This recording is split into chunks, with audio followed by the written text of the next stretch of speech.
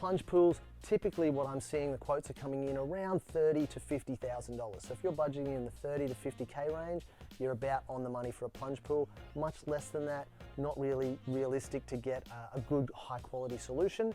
And much more than that, you're probably starting to get into the territory of potentially looking at a custom pool. Well, custom pools aren't necessarily a lot more expensive to build than a plunge pool. They're often a lot bigger, which makes them a lot more expensive.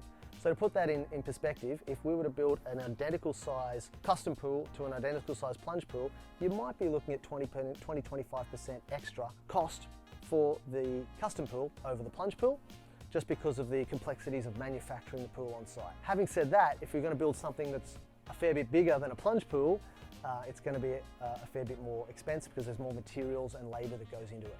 Typical pool prices that I'm seeing fairly regularly are coming in around $60,000 to $120,000. So if your budget's in that kind of range, you're probably about right for a beautiful custom pool, depending on the complexity of your site and the complexity of the design of the pool itself. So a lot of people just want a rectangle, a box. Obviously that's going to be on the lower end, nice and easy to build. Other people want intricate shapes, L shapes, U shapes, built-in spas, all kinds of things. All that complexity is extra material, extra design work, and extra labor. So that puts the cost up. Beyond that, you can spend as much as you want. We're working on one on the Gold Coast at the moment. He's coming in around $400,000 for his pool. It's a very, very difficult job. It's right on the edge of a cliff.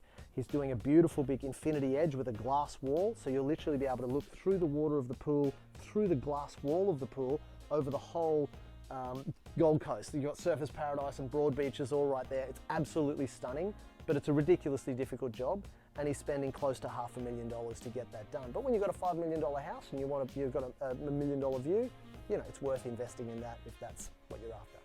So you've got a big range there, but you know, 60 to 120 would be what I'm seeing most of the time, most often for most people.